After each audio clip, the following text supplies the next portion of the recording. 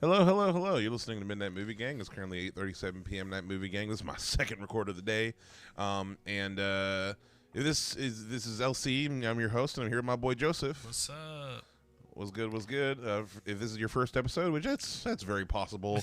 It's a new movie.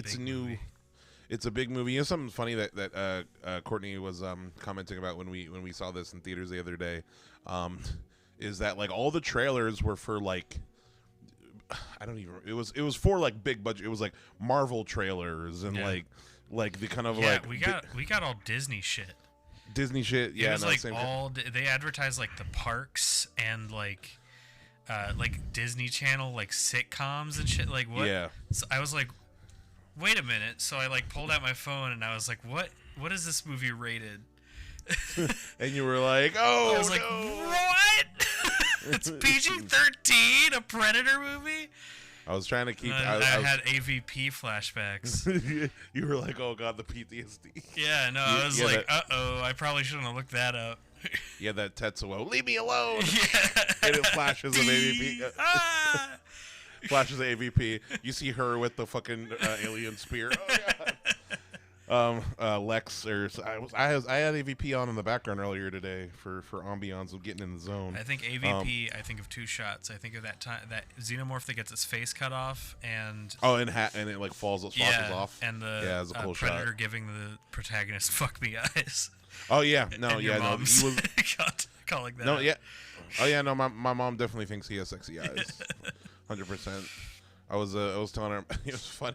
I actually was calling my mom earlier today, which by the way, she's I don't know if she listens to episodes, but she's on TikTok now. Oh shit. And she's been liking all of our TikToks. Yo. And she said today that she like checks out the show and she said, well, so mom, if you're listening, love you.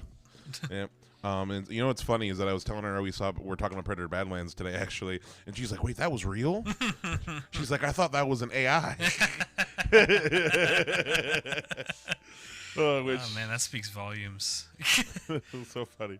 But what's it called? What are we getting at? But point is, what I'm trying to say with like all things like this, as far as like I'd realize like whenever we go to the movies, it's like it's always for like indie weird shit. Mm-hmm. But it's like, oh no, this is a popcorn crowd pleaser. Yep. This is the first 4-quadrant Predator movie.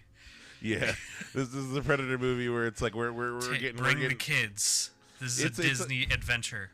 It's a family picture. It is down to the sidekick, fucking like animal companion. Yeah, yeah. My least favorite part of the movie. Down to the monkey guy, but we'll get into that. But from Shrek.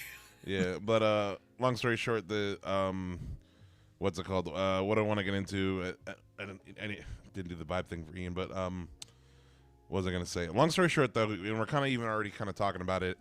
I know this is a franchise that we cover. If you listen to the show at all, you know that like Alien vs Predator is like our bread and butter, our main kind of deal. And this question may seem kind of moot, Joseph, but basically, I wanted to ask, what did you know going in? What were you expecting going in? Like, what were you kind of like leading up? Like, what did you kind of know? Like, tell me about what you were thinking when you were going in before you read PG-13. Well, as for like the trailer, as with like most movies that I like plan on going to see and like look forward to seeing, I try to like keep myself as in the dark as possible on like production shit and like new trailers and stuff. If I've already made up my mind I'm gonna go see a movie, I try to avoid it. So I really just saw like the first trailer in front of like a movie or something, and I was like, "Uh-oh," is like, because it's Predator. Automatically, it's like we're gonna learn more about Predator lore. Yeah, and I know that you're not a Predator lore guy. A little red flag went up in my brain, and then like, oh, the Predator's like the protagonist, and he's going on like an adventure. That's interesting, but like, what kind of kept me interested was the fact that this is directed by this Trachtenberg guy, who clearly like this Trachtenberg fella, this individual. He clearly loves Predator, and he loves he. To me, he comes across as a guy who like looks at Predator, and he kind of like it's like our podcast where we like, man, wouldn't it be cool if this is like you put Predator in this kind of situation, this kind of genre. He's a fanboy. He's also something that I think really comes through, not just with it, but in all of his films. Dan Trachtenberg is a big gamer. Yes, and you can tell in this movie. Indeed, and he talks a lot about like how video games are actually like a big inspiration on his filmmaking. Actually, he kind of got big before getting into Hollywood through doing. He had some really popular YouTube like fan films of there's. I don't know if you've seen Portal: No Escape. Ooh, no. You might have seen clips of it back in the day. I'm gonna hold up. But it was a fan film directed by him, and it was like a really gritty. You've probably seen bits of it on. It sounds like something I would have watched when I was on YouTube at age like 12. I would bet money that you've seen it. One second, I'm going to bring it up, and I probably have. But keep talking while I find that. Hold up. But yeah, no, it's weird. Like I will say right off the bat that I do like this movie. I think it's as do I. I think it's ultimately more than as people at home as far as our spoiler free. I think this is a really fun time. Yeah. I think it's a big budget Disney sci-fi adventure movie starring the ugliest protagonist I think it's been in any movie ever. It's very well polished. It's a lot of fun. The story is so easy to understand. Oh my God. It's like it's like it really is just like it is a video game story. Yeah. It's God of War 2. Yeah, no, it is. Pretty much. It's God of War. It's got this like the same kind of dynamic. I think you mentioned that. Yeah, you texted that to me with Mimir. Yeah, yeah. Like she's basically Mimir. Which, by the way, that I'm gonna say more again later. But like whenever they make the God of War movie or TV show, there's no one else I want to touch it. No, yeah. Than Dan Trachtenberg. Yeah. Sorry, but yeah, I agree. That'd be sweet. No, the movie does feel like a video game. Like this is like, it's weird. It's weird to have a movie that's from it's referencing two series of horror movies, and this is sick. This is Portal: No Escape. So, folks at home, sorry, I'm showing Joseph screenshotting him the Portal: No Escape. Have you seen this? Yeah. So this is directed by Dan Trachtenberg. This came out in on his YouTube channel, which he only has 14 years ago. Jesus. Dan Trachtenberg's official YouTube channel has less than 50,000 subscribers. Oh, and he's only got two videos. The video and the making of the video. I'm gonna subscribe, Dan. There we go. What if honestly, wait, what if he subscribes back to the Midnight Movie Gang YouTube channel? Oh, that'd be a hell of a fucking awesome. That'd be a hell of a guest to have on the show. That would be fucking sweet. Shit. Well, I'll send him a message and see if. Just getting the follow would be amazing. Yeah, that by itself. Sorry, I keep interrupting you, Joseph. No, you're good. I forgot what I was saying anyway. It's fine. I think you were talking about. It's just it's interesting the genre change that we're doing here. In this movie, we're fully away from horror. We still have gore elements. Yeah, but like it's like Samurai Jack. Like honestly, this whole movie reminded me a lot of Samurai Jack and kind of Gendy. Tarkovsky. Yeah, Gendy cartoons in general. Like there's Primal. some Primal. It reminded me a lot of Primal, and like it's rated PG-13, but we're still gonna cut up as many monsters and robots as possible because they don't count. It's the same. It reminded me a lot of like an action cartoon. Like this whole movie felt a lot like an action cartoon. It's like a completely different tone from. It's interesting, like this and the stuff that carries over. I think he borrows more from Prey than the rest of the Predator movies. Like he's way more focused on his own movie, which is interesting. I mean, to be fair, I mean, as far as like, I mean, he kind of basically took a lot of the elements of Naru's story from Prey, and that, like, even down to the fact that like has the sibling that it's like they mirror each other. Yeah, they say the same thing. Kind of thing, but really just kind of taking it to that next. Like just inverting it in a weird way by having it be with the Predators, and talking a little bit about what I was feeling going in. As far as like, I remember when I first heard the idea that that Predator Badlands would be a movie starring the Predator. I skeptical, I guess, is the right word, as far as, like, you know, I had my doubts, but the thing is, at that point, I think only Prey was out when it was announced. And then Killer of Killers came out, and I really, really like Killer of Killers.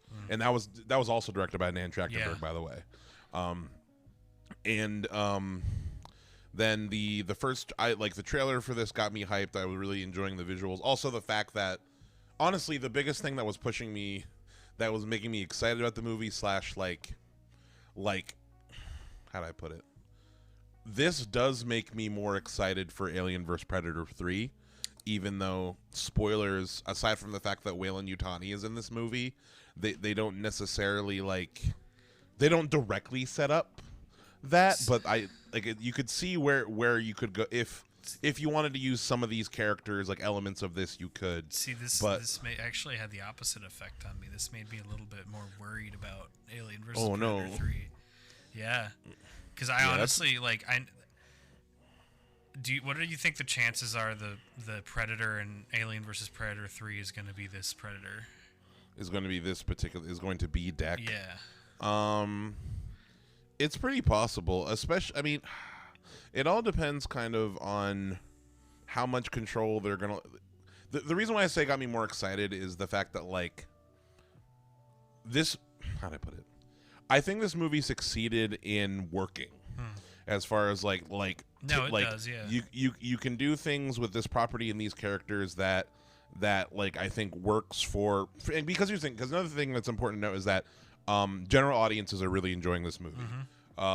Like, fans and kind of new people, casuals alike. Yeah, this is going to do something for the franchise. Yeah, it's also financially, it is currently Monday, November 10th, so it's the Monday after the opening weekend of this movie.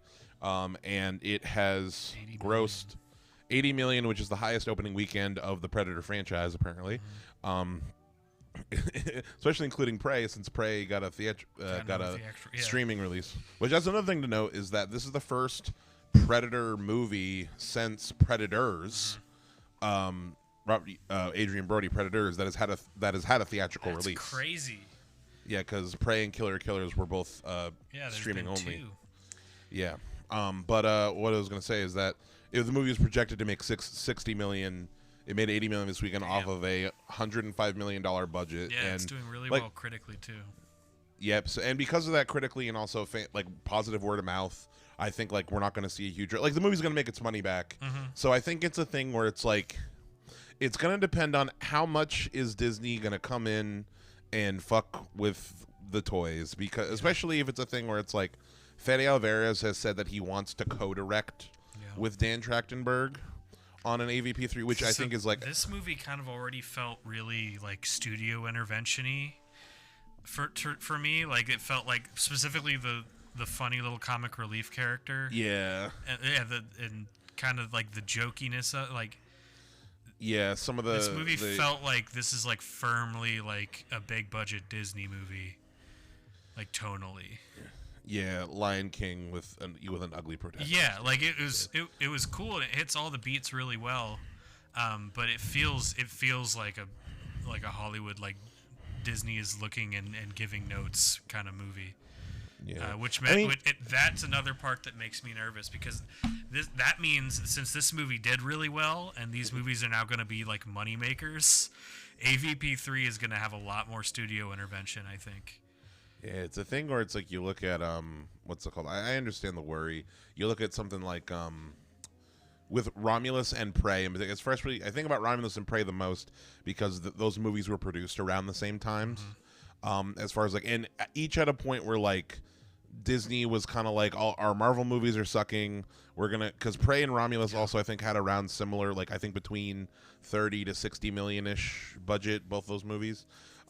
Where Disney was like, you know, we don't know what to do with this franchise. We trust you, fucking nerds. To, like, do what you want with it. Like, do it. And those became successes. And now, like, I get what you mean as far as like Badlands kind of looks like it is that thing where it's like, okay, Disney had their bigger, especially I think with the little creature for sure. That kind of makes sense. The little, what's Bud? I think they call him. But how do I put it? Based off of mostly interviews with Dan Trachtenberg, this this and also just from the movie itself, I still feel like he had a lot of control behind the chair. Like I don't necessarily think. Well, yeah, I think it's way too weird for him not to have. Like I agree. Also, I think it's a thing where like the elements that work and the elements that are respectful to the franchise, I think, are really, really strong. If we're talking about in particular, I think the first half of this movie, the first third especially, the opening, the setup, I think is like damn near perfect. Yeah. Like the first 30 minutes, we don't hear any English. It's just like So I think the risks that this movie take are like clear, like strong directorial decisions, like the fact that the protagonist doesn't wear his mask the whole time. He's got the mandibles. He looks like a predator. Like they nerfed him obviously a little bit, and that's part of what I think is like they obviously have to make him look a little more a little less like monstrous, I guess. I think they made his eyes a lot bigger. His eyes are bigger and less monstery. I remember the first trailer for this movie. His eyes look a lot smaller. Yeah, like he's a lot uglier in the first. Let me see if I can sunken. actually find that. His the mandibles look like a strong jawline and like cheekbones now. Like, but why is he hot? He's still a monster. Like he's just kind of he looks like a Star Wars alien now instead of like a movie monster. It's weird because this is a design made to be a scary monster to kill like commandos in the desert. Yeah, that's not what he looks like in the movie. Yeah, he's a lot less crusty crab looking in the movie. Yeah, this is the first trailer. Me and Joseph were just looking at the first teaser. I remember thinking like, yeah, they definitely made his eyes bigger. They gave him more like. I think they made his mandibles smaller too, as well. It's so interesting to me, like the fact that it's a predator who looks like a predator, and the fact that this movie takes these like movie monsters and turns it into a protagonist, and it got this much like to your big point. Old budget. Yeah, to your point, like they had that much trust in that idea. I think that might be a good sign. It just depends on like how influenced they are by how successful this movie is. Yeah, it's a gamble that really paid off, and it's like I think it was the right decision not having them speak English. Yeah, 100%. And the solution for the android being able like just speaking English and also speaking his language.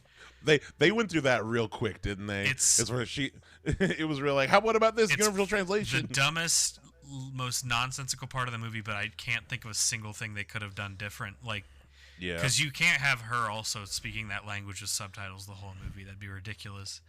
No. And you can't have the fucking predator speak English. That's also ridiculous. So it's like, let's just make some shit up and just hope you don't dwell on it for too long. It's something that's really cool is that the actor who betrays Deck, and it is a whole ass performance. Demetrius Schuster cut him. I can't pronounce the last fucking name. That like they didn't have to modulate his voice that much. I was actually looking at an interview a little bit ago where he speaks some Predator, and it's like, damn, he sounds exactly cool. like. So the body actor was also the voice actor. Yeah, he's the voice actor. It's like a whole That's cool. thing. And I mean, as far as like talking a little bit about I do want to break into the story, but now that we are kind of talking about the characters, or at least we're talking right now just about how impressive it is that they made a Predator a protagonist, the protagonist, and it works. I want to specifically talk about how, like, in terms of just this character, they did a great job at making you care about Deck. Yeah. Like off the bat, and also like make you give a shit about his goal. Wait, what's up? No, I mean, I think they clearly like. I was just realizing, I think they like really heavily based him on Kratos. Yeah, like he's definitely a big influence because like his arc is similar. His attitude is exactly the same, and like you said, they even strap a funny little accepting character who puts up with him being mean to her. Swinging my hips from the bloody deck of the yacht. Swinging my hips. Swinging. Yeah. Well, no, Alpha. She swings her hips later when she gets her legs back. That is true. Yeah, but speaking of which, let's start breaking into the plot a little bit. So this movie opens with first off I think the moment I texted it to you that the opening little title thing of the Predator Creed or whatever. It's Yautja is prey to none, Yautja is friend to none, Yautja is predator to all. Yeah. I was like, yeah, okay, I feel good. Got it. Got it. War, awesome. I'm into it. And then and they are just Klingons in this. Yeah, pretty much. It is a war culture. I do appreciate that. Speaking to your point, just about the we still don't learn a whole lot about predator society. We get this view of this brother and the father. Mm-hmm. And we don't see like the whole clan. There isn't like a big exposition scene where they talk about like, for generations our clan, like we don't get like a whole history. Yeah. It's just kind of the simple thing of like, it's time for your manhunt. Yeah. Your training, you're a runt. Like we don't, like we see a bit more of the world and we can kind of like infer a few more things. They live in these kind of nomadic clans. Yeah. Specifically on this continent, I guess, because like we were saying, like as far as I know, Alien vs. Predator Requiem is still canon. There's some continuity. There's always going to be. We cannot like join these two franchises and keep those movies canon.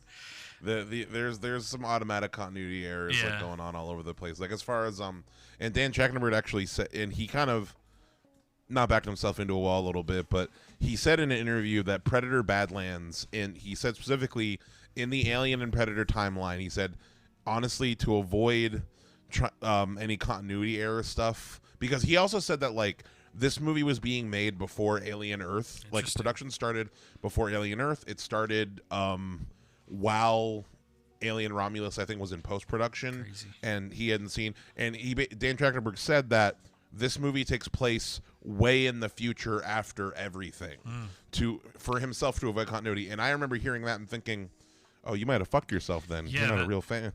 Because specifically, I was thinking Alien Resurrection, which is before this movie now.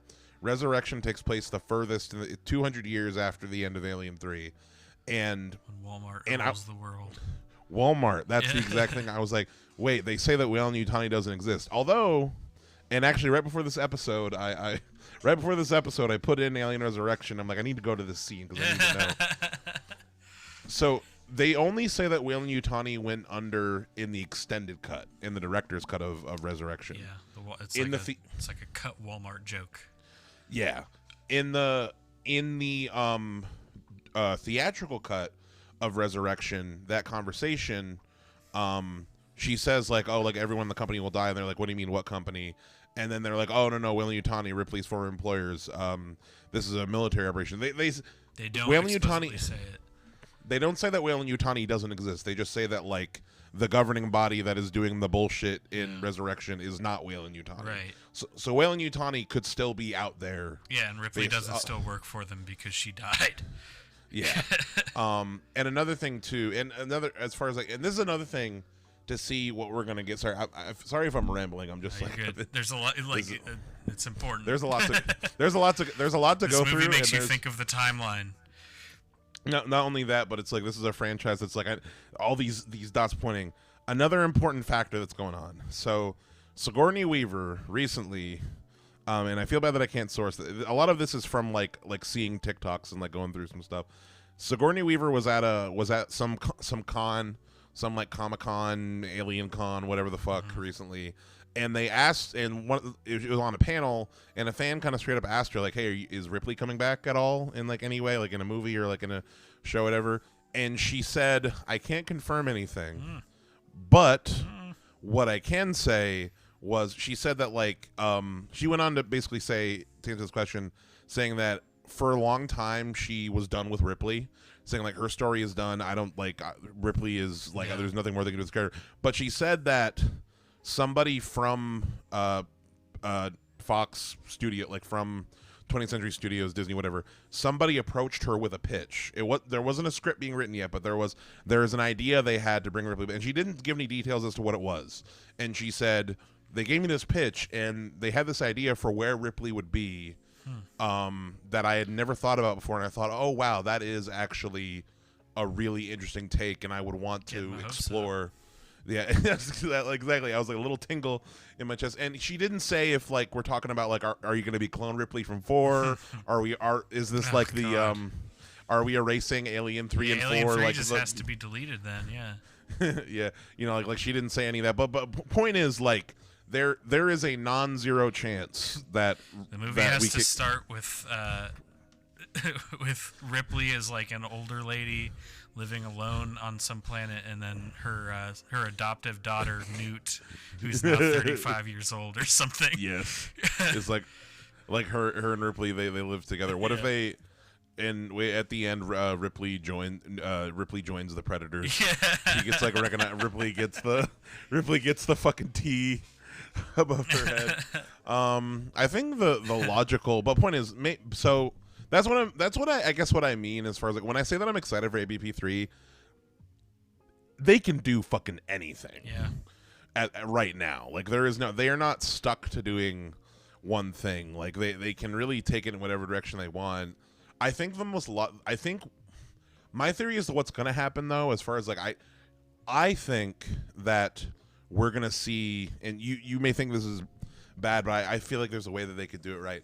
I think we're going to see the Romulus. I think we're going to see Andy and Rain meet up with Dec and Thea. You think so?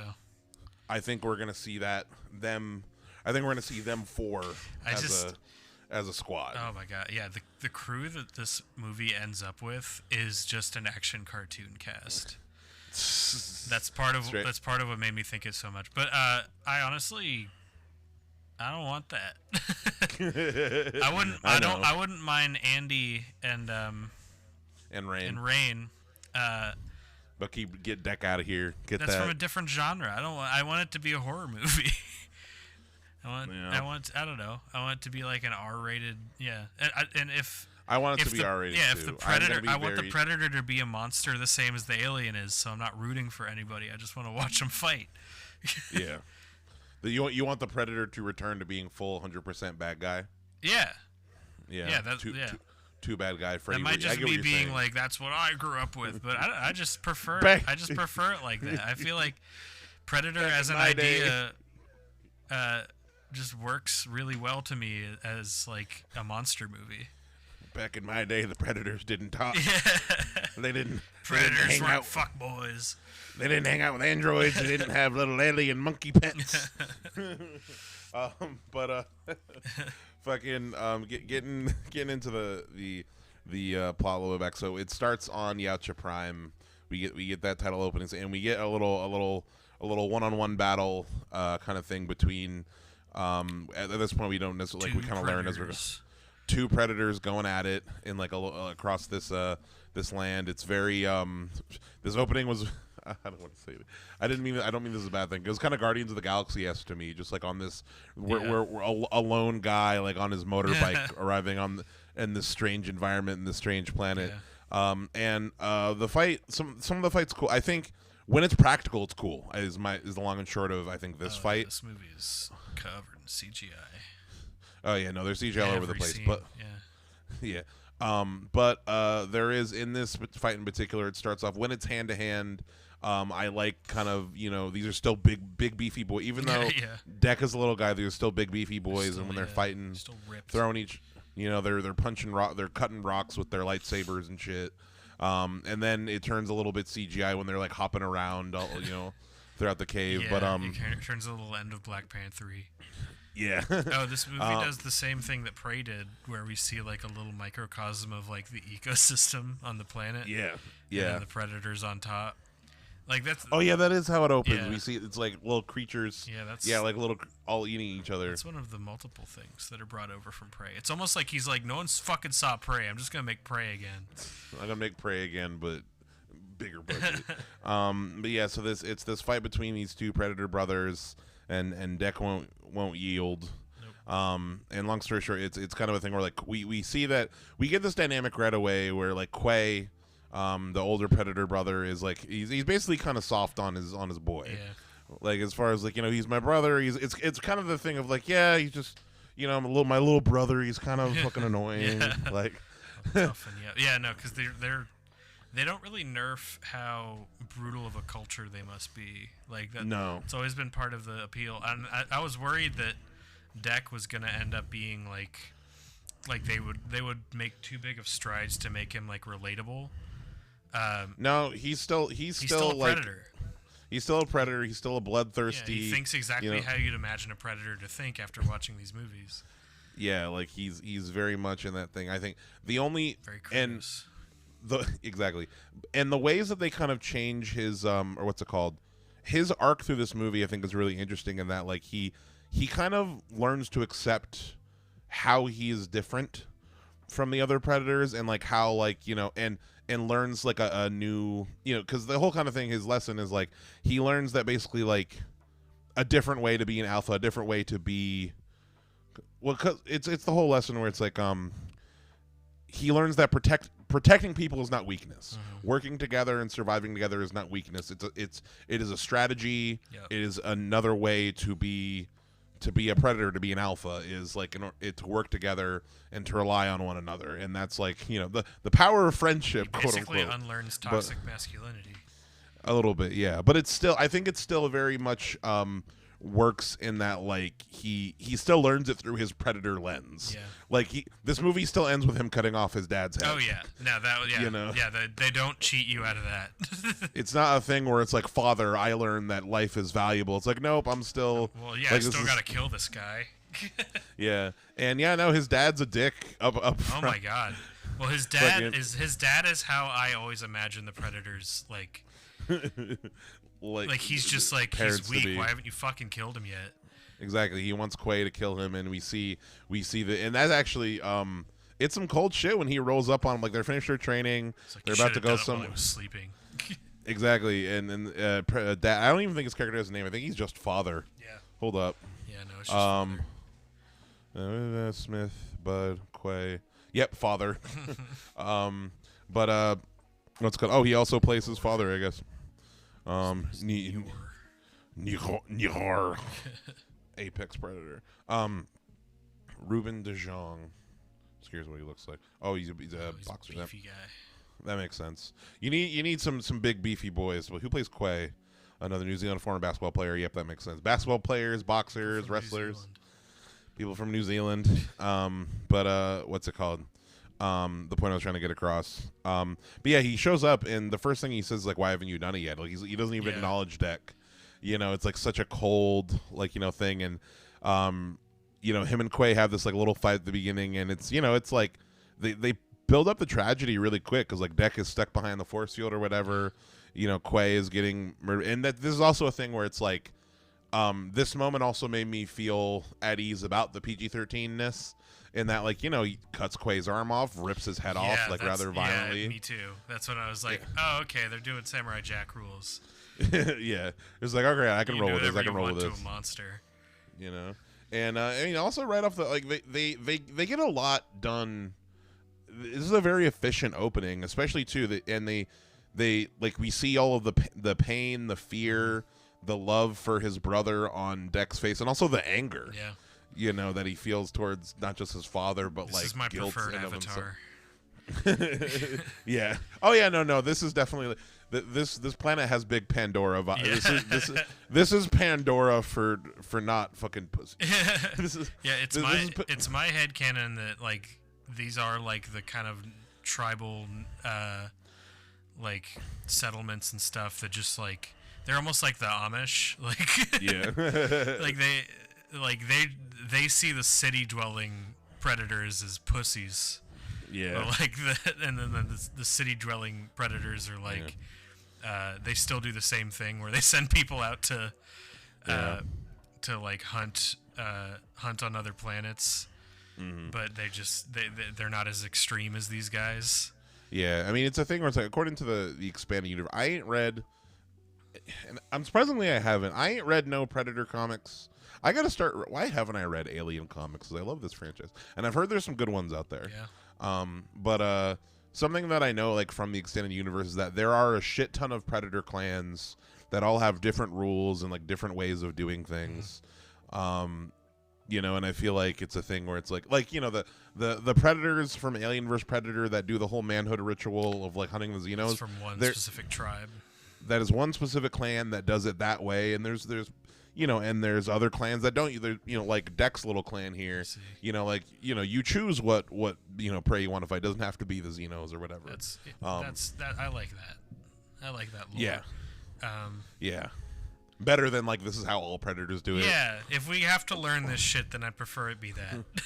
all predators are like go to it, become ancient aliens it's for a some whole planet. Like they're not gonna have a monoculture. Yeah. So, and I mean, also probably not just the planet is called Yautja Prime. Also, I guess this is hundreds of years in the future, so. Yeah. So it's probably completely different than it was in the 1980s. That's the thing too. Is like as far as it being so far in the future, is that means that if AVP3 has Andy and Rain, I'm like, damn, y'all didn't make it to Yovaga. No, they don't make it. No. I remember, like, I was rewatching Romulus, or not rewatch. I kind of. Leading up to this episode, I've kind of had like just the movies on in the background and the thing, and I had Romulus on in the background, like, and at the end they're like, "Yeah, we're going to Yovaga," like signing off. I'm like, man, you ain't making it. No, no one ever makes it, man. No, even if it's not AVP3, like, because Romulus. So actually, speaking of which, I don't know if they call it. I think that for the next step with the Romulus crew. I know that Fede Alvarez had said that a follow-up to Romulus has been greenlit. So whether or not that's AVP3 or it's... Well, I'm sure a sequel to this will be greenlit too. Oh, yeah, 100%. Predator, the Borderlands. Yeah. But I want another... I want another Alien movie before we get to AVP3. Yeah, me too. I want to... Yeah. I just prefer... I'm going to be real. I love Predator. I think I just prefer Alien. Just overall. Just as a franchise and as a monster and as a vibe, as a tone. Predator has always just seemed like jock Alien a little bit. Yeah, Predator's goofier. I was talking to this about Courtney too when we came out of the movie, which they had a lot of fun with Badlands as well. So Avery liked it a lot. Yeah, it's funnily enough, me and Courtney have been hopping back into Tears of the Kingdom because immediately after watching this, I'm like, I want to like go hunt something in a war. Tears of the Kingdom was the closest game to give me that kind of vibe. Yeah. I would love. You said it in the text earlier, like I wish there was like a PS3 era like open like Far Cry style like Badlands game where you're literally they used to make tie-in games. And now that we have movies I want actual games of, they don't do it anymore. This would be the best tie-in game. Just literally too. You wouldn't have to change shit. Yeah. Not a fucking thing. It's honestly like watching a let's play of a game. Yeah, and it's like, damn, there's a big mech boss fight at the end. Yeah, that was so fucking cool. Yeah, there's like multiple boss fights. Like, 100%. Like escalating boss fights. All sorts of levels. The level that would get me is the knife grass. Knife grass really got me. Yeah, knife grass is something that like it blocks access to some places until you get like the special armor. You need the upgrade. Yeah. Yeah. Well, you know what it is? At first, it's like you have to like collect the monkeys, and the monkeys will lift you over the knife grass. But then teach you to jump good. Yeah, exactly. The monkeys give you the knife grass proof skin. I like. There's some really good details in there too, with like a lot of the ecology, like the what's it called, the Luna bug, the giant. Which, speaking of which, by the way, I just want to mention, I really like the design of all the ecology on this planet. Yeah. No, I think that they had a fun time coming up with these different creatures and like, sorry, go on. No, yeah, I love an alien planet. It's like my favorite setting. It's why I like Samurai Jack, because it basically takes place on a different alien planet every week. It's why, like, have you seen Scavenger's Reign? I have not. No, I've heard the name. But. It's a HBO show. It's also set on an alien planet that has like its whole like a whole defined ecology and like all these animals and plants, and you can see how they all like interact with each other. It's interesting. Yeah, no, it's really cool. I think I found the story a little slow for me, but like the setting, the world. Yeah, is really I always cool. I keep referencing this show as like a cool representation of an alien planet, because you can go crazy especially because this isn't even like the Yautja home planet. This is like, this is called like what, like Hell World or some shit. Genna. Genna. Genna. That's how they say it. I think the synths call it Jenna. But what's it called? Yeah, no, they really have fun with this whole. Did you see the what's it called? So also, I love the title. The title card was really well placed for me. I was like, man, that was just the opening. Yeah. Like after he has his initial encounter with the Evil Dead trees. Yeah. The Evil Dead snake After trees, he's and landed and everything. Yeah. and you get the big wide shot overlooking in the vista. Which, by the way, did you notice the fucking dune worm hanging out on a mountain? I was like, are we gonna fight that thing? It's honestly, it's that moment in every open world game when you when you leave the first little area and you step over the ledge and it shows you it's the fucking Fallout 3, the Bethesda like on top of the mountain looking at the map. Like you can see all these places you can go, and there's a big worm watching you all the time. I want to climb that. I want to fight that thing. I would. I like that we both noticed the big worm was the first thing I noticed. I'm like, in the Badlands game, I'm heading right for the worm. Yeah, absolutely. I'm going right for the dude. I know it'll kill me. This is a game with a massive open world full of these giant monsters you can like track and hunt. Yeah. It honestly, it might work better as a game than as a movie. Honestly, yeah. I would just play as far this as for 10 hours and have a good time. No, like I said, I think as far as like this may be the best video game movie ever made. Yeah. No, like this is gonna. We have to like just take this off the table for the next time we do Midnight Movie Game. Yeah. Predator Badlands is not going to be allowed. Yeah, because it is. It's clearly influenced by like good ideas for games. 100%. But yeah, no, I like he crash lands on Genna. Like I said, he has that first encounter with the snake guys. It's real cool. We immediately see how much of a badass he is. And then pretty soon when he lands on the planet, he runs across the puffer thing, which even the plants are cool. Like they do the pink smoke, the paralyzing needles or whatever. They blow up as you get close to them and turn red, and then they pop. And then they respawn. Yeah, gross needle that just keeps coming back. It's a game mechanic. You have to cut them off at the root in order to make them not come back. You can't just hit the pods. Yeah. It's like the fucking chomper flowers from Zelda. And then you can cut them off, and they're a resource. Like 100%. Oh, you can craft. Yeah, you can craft fucking needle bombs. He crafts in this movie. He does craft at the end too. He crafts like different weapons and bombs and shit from the ecology. He makes the Genna armor, which looks shitty, but yeah. it provides him some defenses.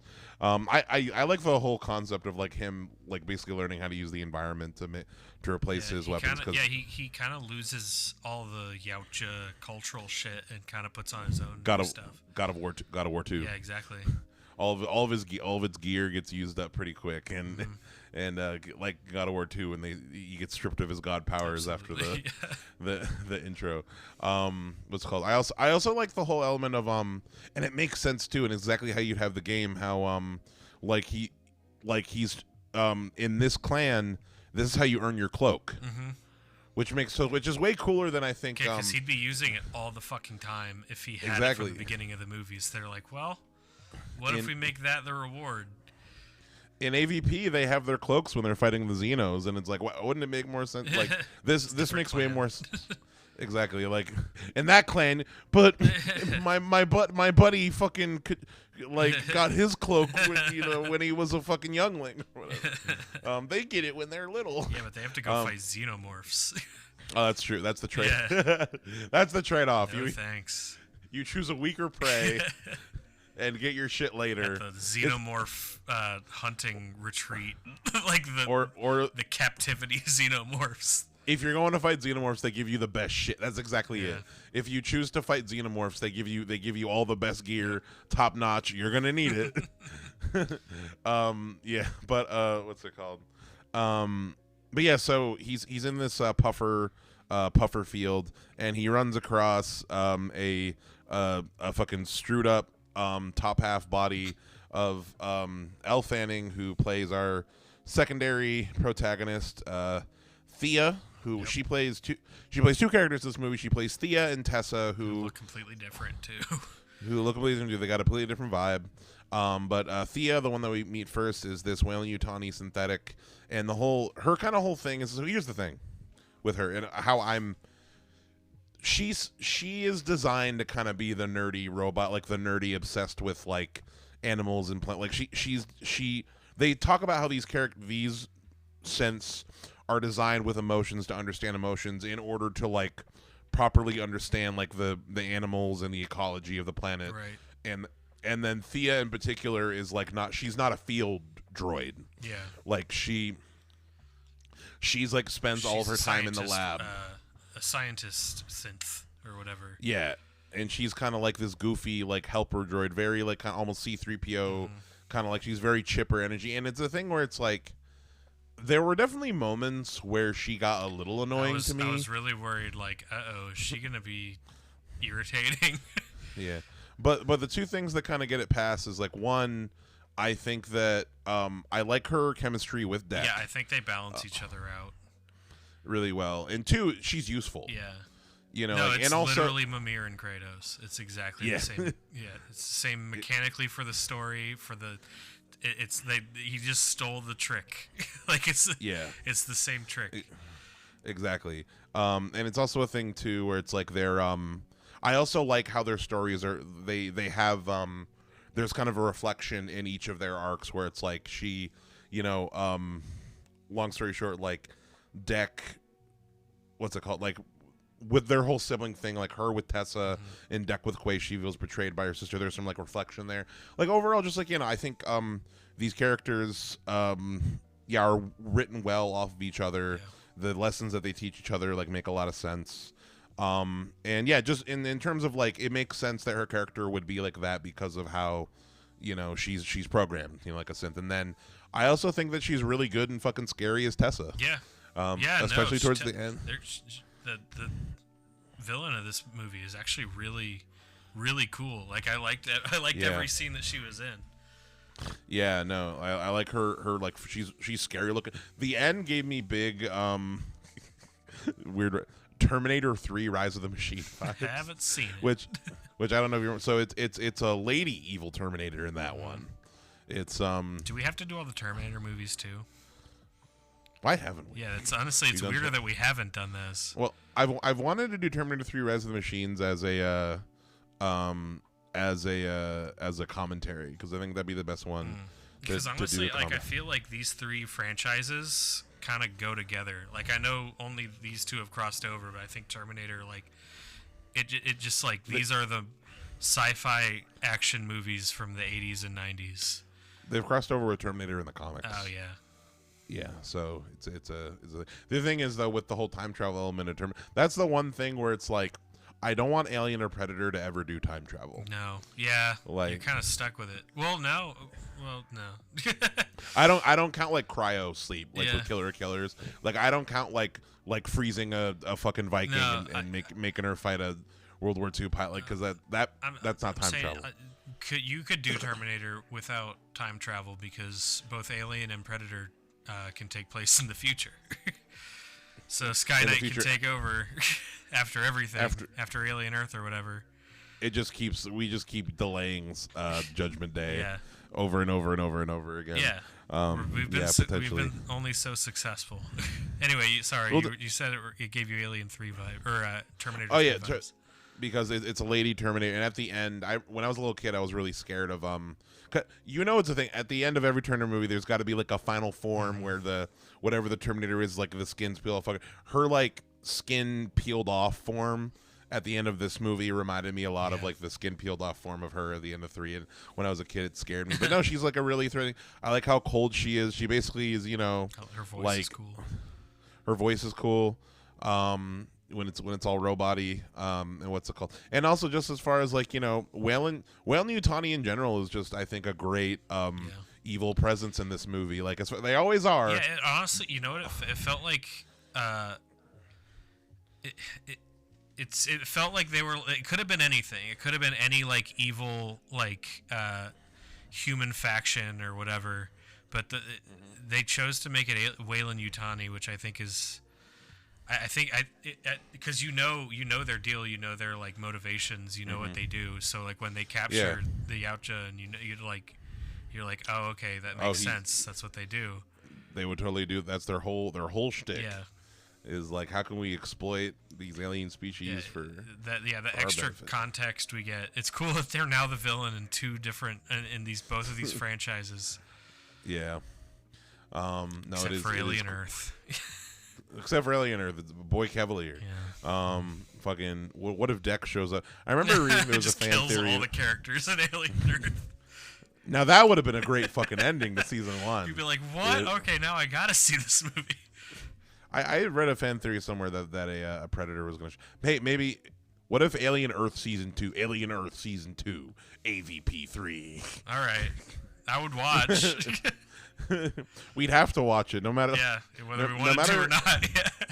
Yeah.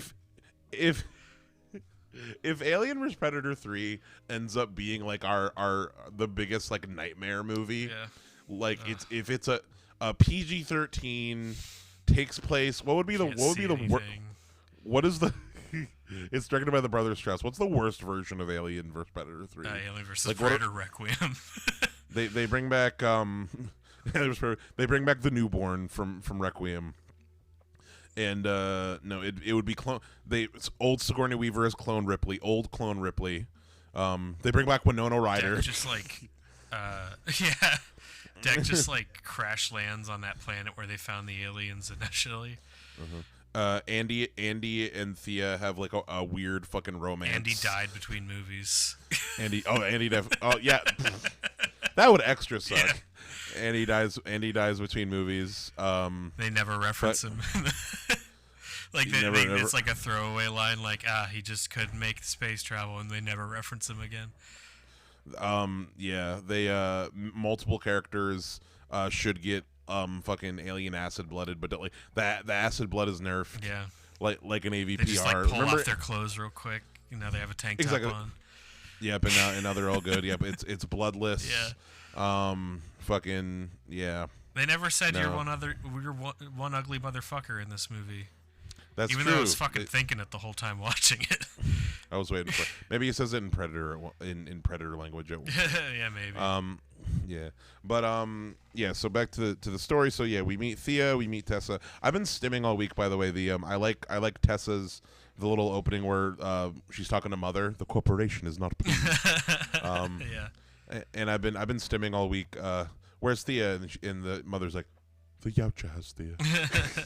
I've been stimming. The Yautja has Thea. Which once again, this is also the first movie where this is the first movie in the Predator franchise where they are called the Yautja. Yeah. Is another thing too. They've been called the Yautja since the 90s in the comics. Yeah, this is this expands the lore. It's bringing in all the expanded universe. Yeah, it's no longer like a creature feature like it came from beyond and killed the I mean, it wasn't after Predators, but you know what I mean. Yeah. Like it's no longer like a creature feature like scary alien. Now it's a full on sci-fi epic franchise. Yeah. Period. Which it is what it is. Yeah. So I forgot to mention the whole thing is like their Deck is trying to hunt this creature called the Kalsk. Kalisk. It's this creature that supposedly can't be killed. That's what he wants to do for his man ritual.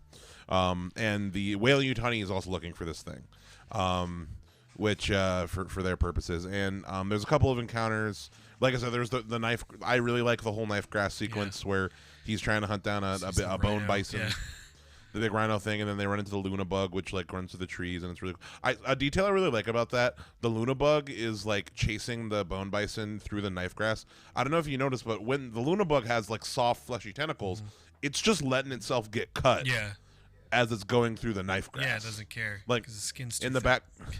Exactly. In the background, you see like juices and shit flying everywhere, and it's like, oh, that's pretty cool. It's cool. There's a whole ecology here of just giant, fucked up monsters. Yeah, and pretty it's at like some point Skull during Island, the planet.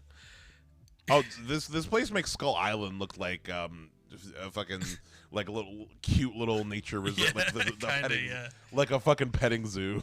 And any creature on this island would like fuck up like the fucking V-Rex or whatever from Skull Island. Like this is like no joke. What about the? What about the what? What are the Skull Walkers from? Oh yeah, from Kong Skull Yeah, Island. I guess they were still pretty small compared to like. There's really nothing that big there except for King Kong. No, nothing that dangerous of it. The creatures on this planet are also fast. Is another thing too. Everything Like, here is terrifying. Even when they're big, they're fast. So also somewhere during the sequence we encounter this little blue monkey guy who we see him around here because he can go through the knife grass. Yeah. Because he can have little monkey armor, Thea nicknames him Bud, and yeah, Bud is a little. He's for the kids. He's the Jar Jar. He is for the kids. Well, I'm gonna. He's got a lose cat my face. shit. He's a cat monkey. He's got a cat face, and he's basically a monkey. If I walk through like the toy section at Walmart and I see like a little fucking Bud plushie from Predator Badlands, I might cry. They wanted Bud to be the new Baby Yoda. Yeah, 100%. He's gross. He's like a pug. He is nasty. Yeah, I think he's supposed to be like kind of like a pug, like a gross dog. Who's like you can't hate him because he's so cute and like an ugly. He's got like a really like scrunched up ugly face. He's got these big cat eyes. Yeah. He's got, I don't know. He does dumb little cartoon little guy. bits. Yeah, like he's like too smart to like be an animal, but he's too dumb to be like sentient. Yeah, I don't know. I didn't. And also, he has the little connection to Deck where he spits on Deck. Yeah. Oh, he copies whatever when they're going to bed. He's copying everything that Deck is doing, and like it's all the bits. That scene goes on for a little too long, I think. Yeah, they do all the bits for like the cute pet animal bits. Like I don't know, it definitely feels out of place for Deck to even tolerate that shit. Like that it's the furthest shit. we've gotten from the franchise. Like it's the furthest out we've come. Like as far as like from the original concept. I'm like, damn, not even anybody from like the movie The Predator would go. Exactly. Like we are in uncharted waters. We are in new territory. Yeah. I mean, yeah, for me, I don't know. It's a thing where it's like, I don't mind Bud in the sense where it's like one, like it make the plot excuse of like why the Callus doesn't kill him earlier because the Callus is an adult monkey guy. Yeah. His mom. And why he doesn't she doesn't kill Deck later. I feel like they probably had more of the cat monkey, but they probably it seems like they used it pretty sparingly because I think they knew how annoying it would be to general audiences. There isn't a whole lot of it. I think it's also a thing too where it's like, yes, you feel the corporate hand of the mouse coming in a little bit, but I don't. It's not too much. Yeah. I think there have been we are nowhere near it's a like new tone. We just gotta we gotta appeal to the four quadrants, the sacred quadrants. It's nowhere near like an MCU movie or whatever. I think it's like it is light years. I think because I mean light years might be too. Thea is kind of like jokey. I think the whole movie. I mean, it's got a light tone. I'd say it kind of matches up with like.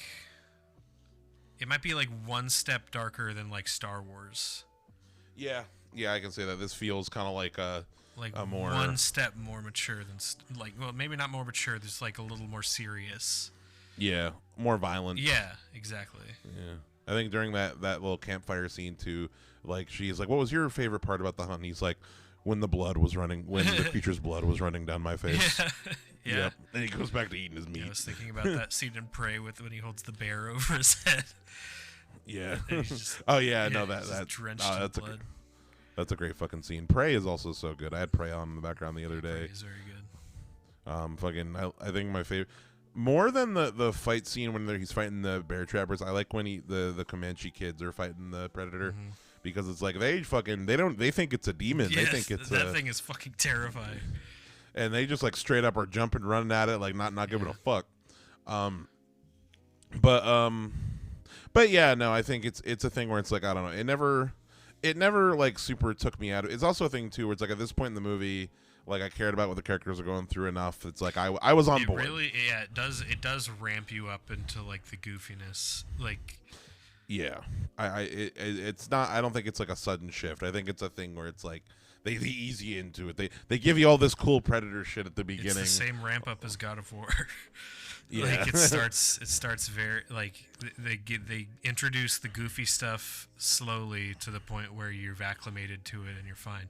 The first goofy thing is him looking like that the whole time. Yeah. Which is like also groundbreaking, and then slowly the absurdity ramps up to the point where it just feels like an action cartoon that I would watch if Gendy made a cartoon sequel to this like he did with Star Wars with these three characters. I would watch the shit out of that. I feel like we'd be more likely to I feel like it'd be more in the animation style of Killer or Killers if something like that was going to happen. Yeah, probably. I'd prefer it to be Which 2D. Yeah, of course. Gendy's Predator, but I wouldn't mind like if they bring those characters back in that way too. But I'd watch it as a show. Yeah, no, it'd be cool. They're just going across, maybe hunting like different prey or whatever, and then his mom is the bad guy throughout the show. She's the Aku. Yeah, I'd really want it to be episodic.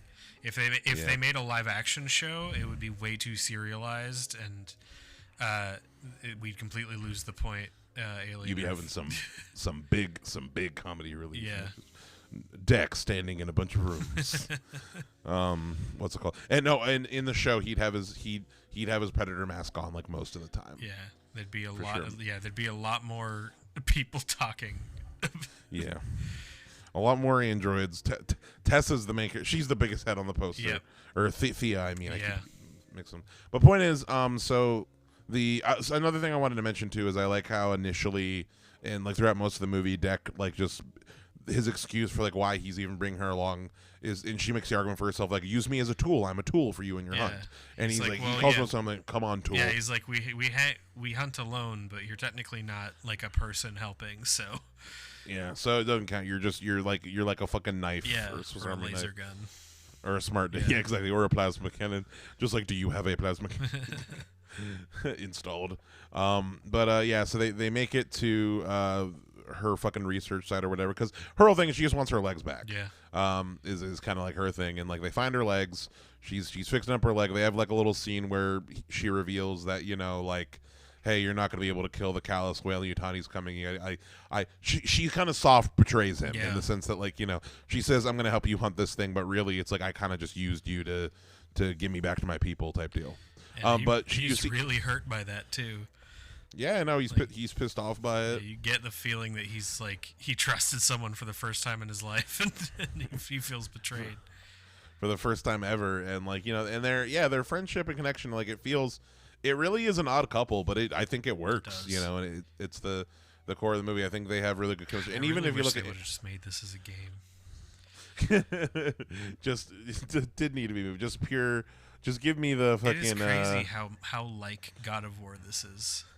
Yeah, it's got a lot of the same beats, and like I said, I think that God of War is probably going to be a show. Yeah, I want Dan Trachtenberg to be the showrunner on that, but he's the only person he already likes it. Yeah, I would trust. You can tell he's a fan. Yeah, you can even use this same dude. This dude could be Kratos. Yeah, fucking give him a beard, paint him white. I agree. You know, put this old man makeup He's on got him, the or actually, you know, if you're gonna cast him as Kratos, you could do the Greek. I have always thought that when they're gonna make a God of War something eventually, a movie, a TV show, I always thought that like they would probably do the new game, like it'd be Atreus and like the Norse stuff. But I feel like if you wanted to cast this guy, like it'd be cool to do Greek, Greek, cool. do the Greek saga. Yeah. God, if they make a God of War show, I'm gonna hate it. I'm gonna absolutely hate it. It's just gonna be like they're gonna try to do the game, but they're gonna make it a show, which makes it worse in every way. The game is already presented so perfectly and tightly.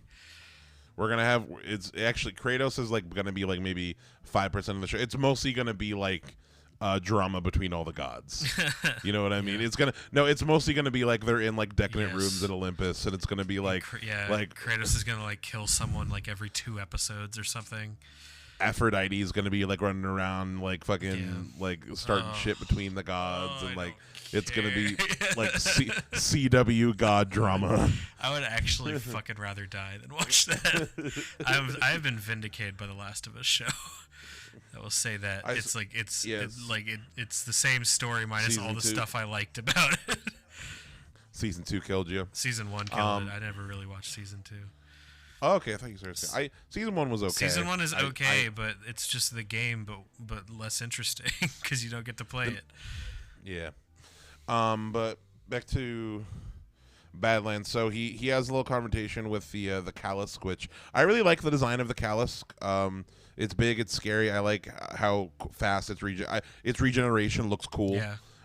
When he cuts off its head and it fucking reattaches itself, it looks truly pretty immortal. Pretty fucking sick. Well, not because they kill it. They killed it in literally the same strategy as X-Men First Class Darwin. Yeah. Remember that shit? No, I only saw the original Bryan Singer X-Men's. So there's a character named Darwin from the comics who he's in X-Men First Class for like 2 scenes, and his mutation is like his body will adapt to survive. So like if he gets thrown into the middle of the ocean and he's about to drown, his mutation is going to make gills form on him. Okay. If he gets thrown into a volcano, like his skin is going to develop like a protective shield that's going to like, but like it's not within his control like how his body adapts. Like that's just how it works. And in the movie X-Men First Class, they kill him basically by like they drop an energy ball kind of down his throat and they explode him from the inside, which is pretty much how they kill the Callusk in this movie. Yeah. So yeah, long story short, he has a little fight with the Callusk, and then the Whale and Yutani synths show up, and that's another thing too is that like all of the whole thing, and it makes sense too when they say in the movie is like this planet is so dangerous that they sent like an all synth crew to down to it. So they show had the up. Same idea for the score, am I right? An all synth crew. Yeah. Score is what I'm saying. There's a lot of synth in the score. Speaking of the soundtrack, I just want to talk a little bit. The sound in general is great in this movie.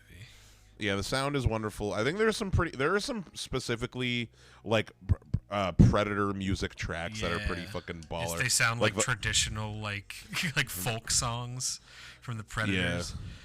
Yeah, exactly. Just drums and grunting. Yeah, it's sick. Yeah, in the opening, really like tribal like the drum. music.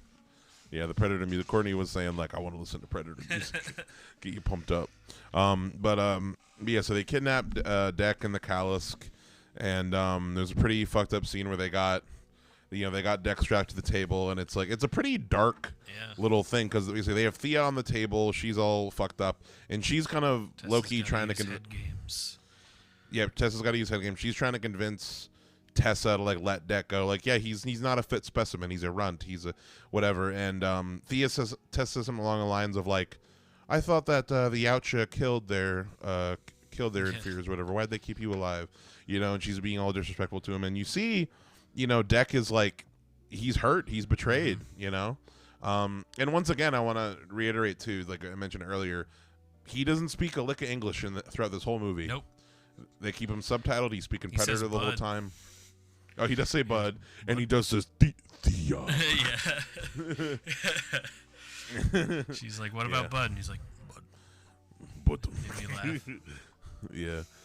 Deck. There's a handful of times where Deck is funny, but he is very funny in that Kratos way. In the Kratos way, where he's like earlier, she's like, I'm looking and like comically, like straightforward. Yeah, when Thea's like, I'm looking for my sister, and he's like, and your legs, your sister and your legs. Yeah, yeah, he's really, really soft spoken. Yeah, he's a fun. That's why I said I wouldn't mind seeing Deck in AVP 3. I wouldn't mind seeing Deck ripping through some Xenos. I think that'd be cool. Yeah, I mean it'd be cool. It'll give you that extra like connection to the protagonist, and plus you don't have to have human characters, which has always been the weakness of AVP. Yeah.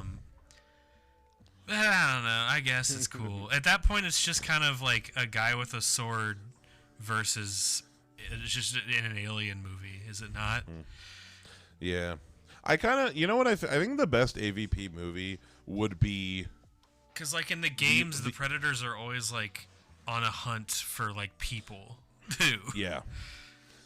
I was gonna say, I think that the best version of any AVP movie, I think, is pretty much like the better executed version of Requiem, where it's like it's one predator that like there is an aliens situation going on. Yeah.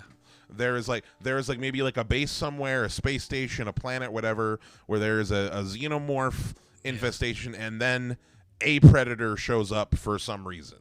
Like, and there is a predator that is like around whilst this alien situation is going on. He's got his own. He's doing his own thing, and it's like I feel like that idea of like pretty much being like, oh man, it's already bad because it's an aliens, and now there's a predator too. Yeah. Is yeah, I think exactly. That That's what I like too, because I like the predator also being a threat to the people. I just like them. Yeah. I think the conceit of the movie works when they're both monsters. That's what I like. Yeah. About it. When they're both straight films. That's why, like I said, I think as far as like conceptually, and we talked about it too with AVP, I think Alien vs. Predator Requiem on paper sounds cool. Yeah. Oh, it's like, the wasted opportunity that makes that movie so frustrating. Yeah. But it's just executed so poorly. Horribly. And you just can't see it. Yeah. And, on top of everything, it's impossible to see. Yeah, on top of everything. It's like they light a cigarette and you still can't see it. Yeah, so long story short, so Deck ends up, I forget, he ends up escaping, but Thea is still there, and now Thea is set to be decommissioned. Tessa's like, you're broken, like box her up. Yeah.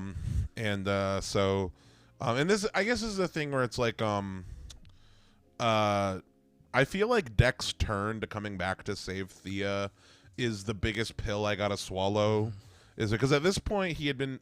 Not only had he been betrayed, I still feel like he didn't know her long enough to like kind of give a shit enough about. Yeah, for someone raised in this kind of like uncaring culture. It felt like it could have used a little more convincing. I feel like it would have made more sense to me. And he also goes back to free the callus. Yeah. I think it'd be a thing where it's like it's ultimately out of his newfound love for Bud. Yeah, that's like the main source of him and Thea's like conflict is like, why don't you care about Bud? my rewrite is we get rid of Bud, and then the only reason that he goes back is to save the Callusk, not to save the Callusk, to kill the Callusk because he still wants that trophy. Yeah, because he's still a goddamn predator. And then it's kind of goes similar to how it is where Tessa blows up the Callusk, and then he takes Tessa's head as the as the trophy. Like it's just literally just remove Bud. Covered in milk. Covered in milk. Here's your milky robot head, Dad. You know what? That would have been better. You're right. And he's like, "What the fuck is fucking this?" Sick. Yeah. But you can do as what's much it called? android gore as you want, and they do. Yeah. Yep. Yep. And Tessa shows up in a big in a power loader, in a big beefy power loader. Like this power loader is. I thought she was going to say it. Honestly, it's so big. I thought she was going to say it's about Thea. Yeah, exactly.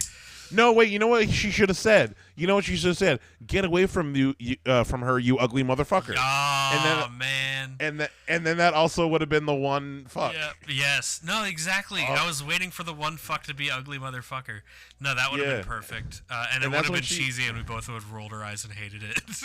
Yeah. Yeah. No. Maybe I would have loved it though. That's truly bringing the worlds together. That's building better worlds.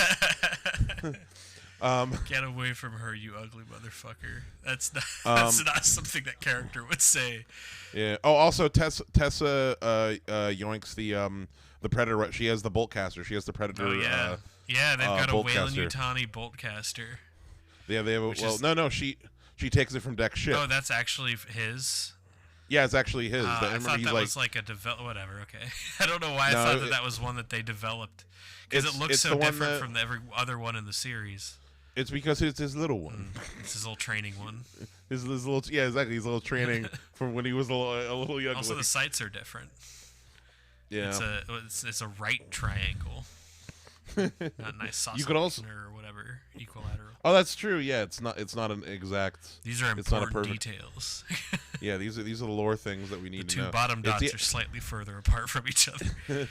yeah. Quay says that you're like, yeah, I fixed it for you at the beginning of the movie. That's Right. the one Yeah. that he fixed. But what's it called?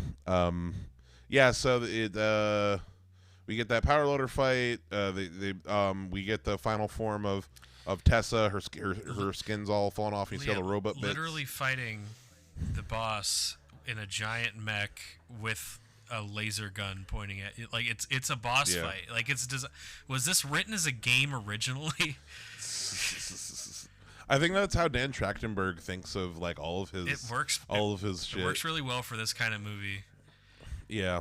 A part of it's just because I think he knows how to execute good action. Because ultimately, I think that's really at the end. Not just that, but like, I think they're really efficient with making you care about the characters. I think the action is super polished. Yeah. Also, another thing, this movie fucking moves. Oh yeah. We've been going through the plot and we've been doing a lot of like, this. Remember this cool scene, But at the end of the day, like there's no people talking in rooms really. There's no fat. It kind of reminded me of like these new Mad Max movies a little bit. Like it felt very storyboard driven. Like it's so fast. That's also part of why it felt like an action cartoon for me. It's like it's just it's all killer, no filler. Yeah, I think that's part of why it's 100%. doing so well. It's not fucking boring.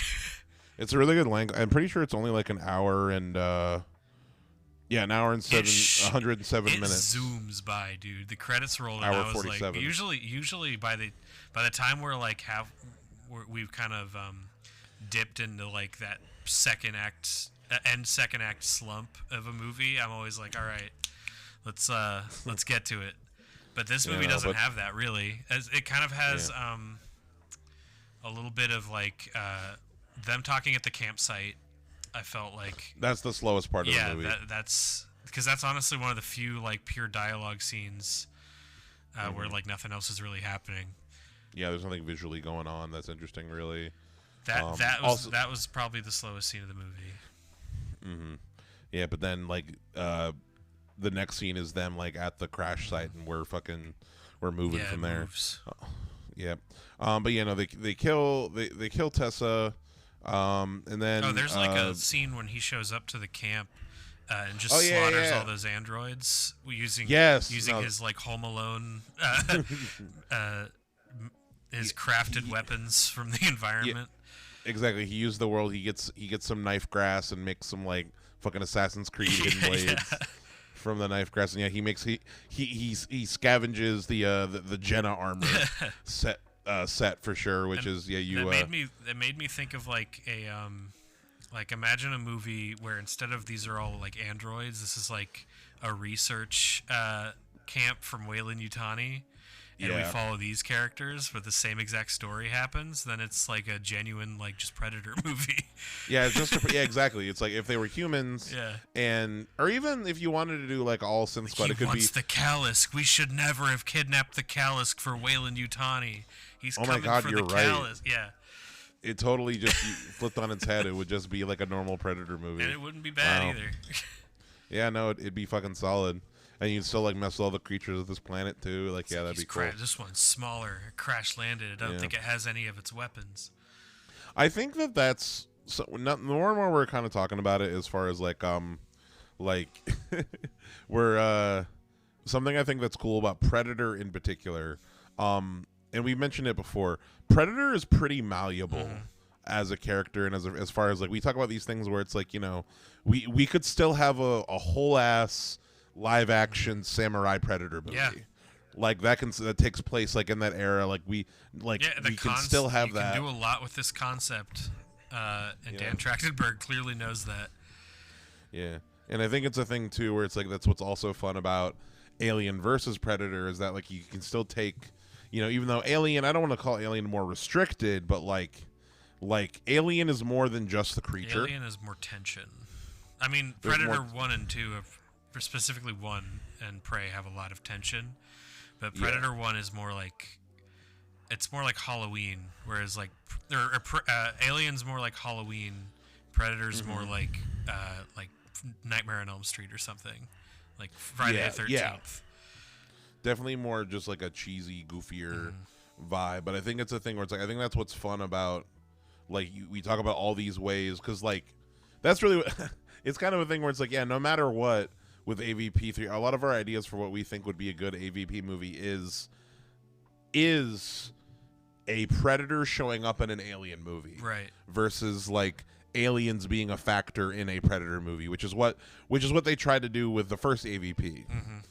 You know, and I think that's why, like, I still enjoy that movie, but it's like, I think that is like a big part of where it fails, and it makes the alien less scarier because of the fact that, like, the aliens are not an out of control element in the first AVP. Really. Yeah, they're in captivity. They're in captivity. This is like a planned thing that the predator's doing. It makes the aliens less cool. It makes the predators less cool. Whereas, like, yeah, if the predator rolls up on an alien situation where it's like the alien still feels like a threat to the predators. That's what makes it good. I like the concept of the predator has never encountered these things before, so it's got to, like, adapt to it. That's still a concept I haven't seen, and that I don't think that I prefer. I don't know if they're gonna do that. No, ooh, it could be. Ooh, you know what? And it would fix. Ooh. Wait. Wait a minute.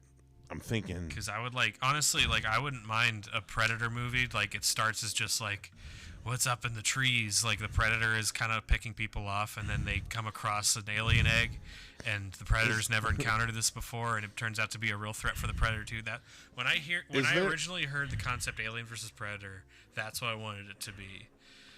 Of like, because they're not on equal footing really in either one. I think what makes the alien the most scary is when it completely catches you off guard and you've never seen anything like this before. Yeah, like the shock of it. The more you understand the like alien, the chest burster coming out and everyone being like, "What the fuck?" You know, that's a big part of what I think. Speaking of it, like, I will always take the opportunity to gush about Alien Romulus because I think Alien Romulus is excellent. Yeah, that's good. That's what a part of what I think works so well about Romulus is the fact, like, the characters in Romulus have never encountered anything like this is their. Like, they have never encountered the aliens xenomorph. Are real. Yeah, like, they don't even know what the fuck's going on. And it's funny enough, though, is, like, I remember the first time we rewatched it, something that I think, it's funny, the movie knows that the audience knows how fucked they are. Exactly. And there's this dramatic irony where it's like, it's like the bomb under the table, the Hitchcock bomb under the table. Exactly. Like, you having seen an alien movie before, you see the little signs around like, oh no, you guys are fucked and you don't even know it. Yeah, exactly. You're just like, get out of there. You don't know. Yeah. You know, like, you're God, yelling the at situation is getting worse and worse and you guys aren't even noticing. That's really what it's got to be with AVP3. And that is a part of, like, what make... Yeah, it definitely has to be about a group of humans that don't know what the fuck is going on. For sure. Ooh, maybe they do get to Yovaga, and Yovaga's fucked. Yovaga's filled with aliens. Oh yeah, they had the black goo dropped on them. Oh no, Joseph, I just realized. What? A predator is definitely going to get black gooed in AVP3. I'm not against that idea. I'm not gonna lie. Really? Yeah. I guess. I think whatever, man. I think if Fede Alvarez is involved, he's actually managed to make me kind of like the black goo because it was actually fucking scary at the end. Yeah. Like, he used he used a stupid thing for horror and he made it scary. And he made it good. Yeah. That's These the thing. two co-directing an AVP movie, I'm fully on board with. Yeah, because Fede knows how to make a good horror movie, and Dan Trachtenberg knows how to make, like, a fun action movie, like, really well. And I think as far as, like, you have this crossover, like, they're two different genres. Yeah. No, I think especially if they announce that they're co-directing, and they both have said that they want to do that. Yeah. And make it rated R. You just make it rated R. Yeah, this movie ends with Deck rolling back up to Tetra Prime. He fights his daddy. His dad has a beard. He has a predator beard. He takes off his mask, and you're like, well, I don't know what I was expecting. It's just like an old predator. It's an old predator, yeah. He gets his head bitten off. Bites his head off. And then epic fight, and he gets his head bitten off. Deck takes his cloak. Deck has Yeah. He has a cloak Looks now into for the Predator. camera and scowls. They're gonna add a bunch of stealth mechanics to the second game Yes. that weren't in the first game, because now we have we have the Wings of Icarus now, and and then this movie Makes a ends cool with face into the camera. We get the title, and then we get a pre-credit scene. we get a quick little, not a, there's no end to end, but it's like, yeah, basically after there's a quick little, we come back to that moment, and there's a Predator ship rolling up, and Thea's like, who's that? And Deck is like, it's my mother, and he like whips out his sword and like gets ready to The fight. audience is like, okay. And the opening that's of its Badlands the opening of Badlands 2, I feel like the energy of it would be, it just starts off Exactly right there. Yeah, no, it's a perfect And place that's to start a movie. That's how the game would be too. The game Yes. would start with you have all your gear from Badlands. Your mother fucking knocks you. She whoops your ass. You lose that fight. There ain't no way to win that fight. It is powered all over again. Scripted to lose. You lose all your shit. You got to regain your shit. That's probably exactly what's going to happen in the movie too. In Badlands 2 for sure. But yeah, Batterlands. Yeah, that 3-shot of Deck, his new clan. Yeah. Like they're all. It is just video game characters. It's cartoon characters. Like, Yeah. and I'm on board for like a fun action series with these three. Like they have like a cool, funny dynamic. But man, how far we have come, and the fact that this group of characters exist in the same universe as Alien Romulus kind of fucks with my brain a little bit. It's nutty. I think they might meet up. I think we might see Thea and Andy trading some dad jokes. Oh boy, fucking across. Honestly, the concept of Weyland-Yutani knowing about predators is fucking wild. Like, yeah, they just already knew. They already have like a database on them. They already knew everything. Yeah, they know They have. It's like how many? So there's literally like hundreds of different kinds of aliens in the alien universe now. Like, xenomorphs are just one dangerous monster now, and I'm it is what it is, but I kind of like them just being like this. Like, there's nothing like them that we've ever encountered before. Yeah, that's true. I mean, they are still like the scariest monster. They are, and the coolest in the universe. They're still the coolest. Yeah. But yeah, I get what you're saying. Like, it does dilute. It takes away some of the mysticism. Like, we know. Yeah. And Alien Earth is equally responsible for that. Yeah, Alien Earth ruins Yes. Alien Earth. Commit. It ruins everything. No, it does. It does. Like what I'm trying to get out of my mouth is that like whatever problems I have with Badlands, like it's not perfect. As a fan of this franchise, there are definitely elements that I wish would be different, rating included. But I will take Predator Badlands over Alien Earth. 1,000,000,000%. 1,000,000,000% over. Like it's a fun time. Over Predators. I don't know. I think Predators. Oh yeah. This is a good question. Where does it just? Honestly, the Predator only, no Alien. How do you rank them? I think I need to rewatch Predators, so I'm going to subtract Predators from my ranking. But I'm thinking AVP2 is clearly at the bottom. Okay, we're including AVP, all right. Yeah, I consider those movies as Predator canon. Okay, valid. I have to think about my ranking now with those two. AVP2 is at the bottom. I'd say The Predator is like the next one up. AVP1 above that. Predator 2, and then Predator 2, Prey, Predator 1. And then Badlands I think is like right on the same level as Prey, I think, for me. I think right on the same level as Predator 2. Yeah, as far as you put Predator 2 below Prey for you, right? Yeah. Okay, I think just this might be some recency bias for me. I'm thinking about my ranking from bottom to top. Yeah, Requiem bottom, no question. Trash. Just trash garbage. ZZ tier. Just no coming back. The Predator, definitely is number 2 as far as like I wouldn't say far above AVPR, but at least like there's some I enjoy some goofy things about The Predator. I guess those super fucking big predators are canon, right? Oh yeah, it's true. Is Deck gonna fight one of those super predators? The predators that are just scaled up.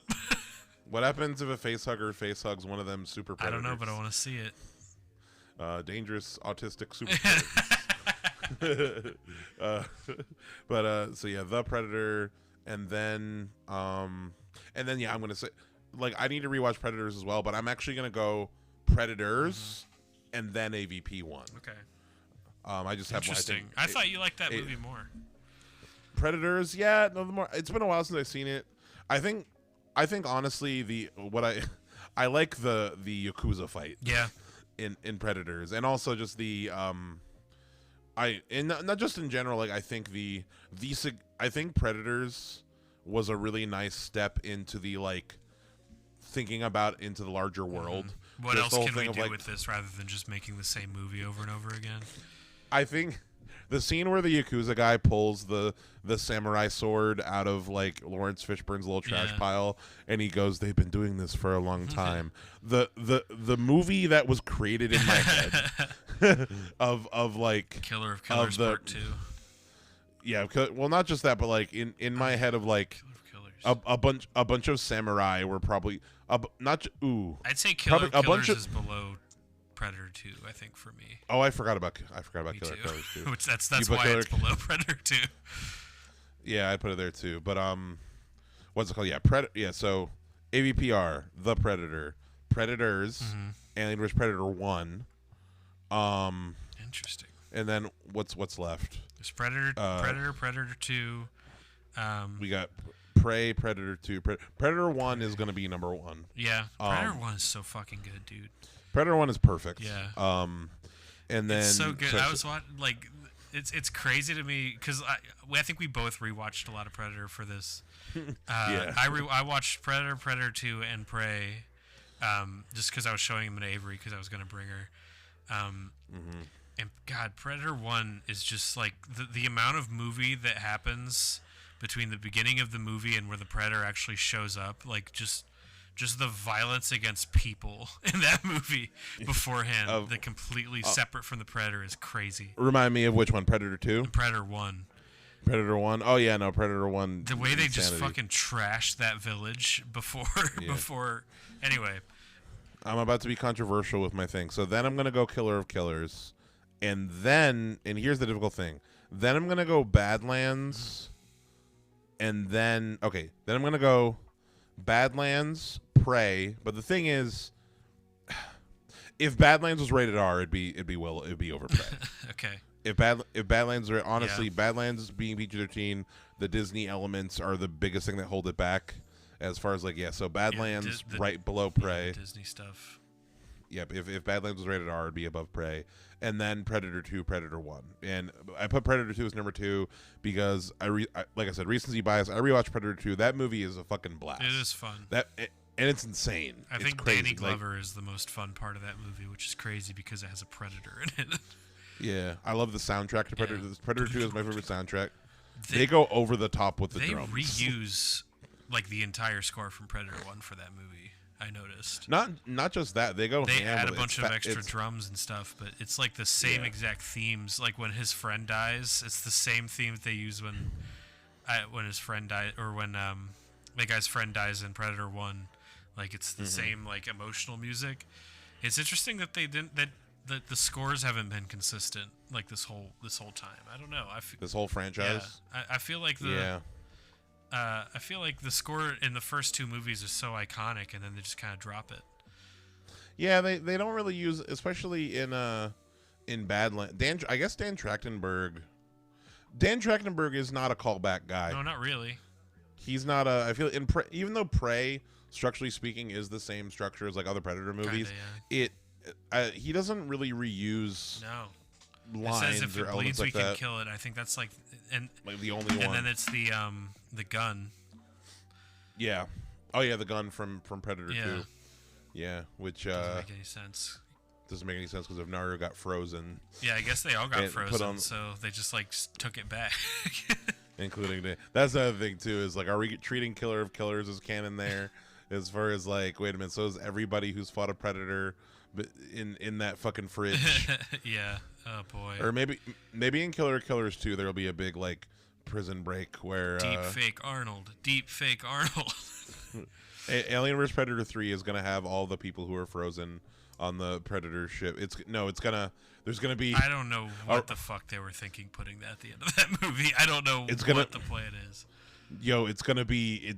There's nothing they can do with that will be satisfactory.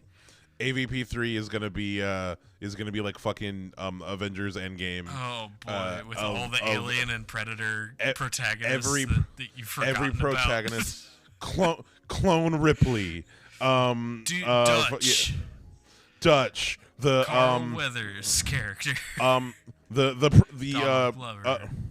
what's his name from Danny Glover. Topher Grace from Predators, Yeah. who's a serial killer doctor. He survived somehow. I completely forgot he existed. You know, if they could bring Lawrence Fishburne back from Predators, that'd be. And then Lawrence Fishburne from Alien 3. Oh yeah, wait, no, you racist motherfucker. That's not Lawrence Fishburne. That's fuck. I know you're thinking about Dylan. It's not Lawrence It's Fishburne. been That's so long. What's that actor's name? That actor's I've seen that actor in other shit. That actor was in Mimic. It is not Take Lawrence my Fishburne. racist card for that. you get 3 per episode, and then after that you get a fine. I could have sworn. Man. Speaking of racism, I got pulled over the other night. Man. Just kidding. It wasn't that. It was. I was about to say, as far as cops go, the cop was chill. I basically chased a yellow and didn't see that a cop was there. Charles S. Dutton is that actor's doesn't look name. anything like Lawrence Fishburne. I am racist. No, fucking. What was Lawrence Fishburne in? What am I thinking of?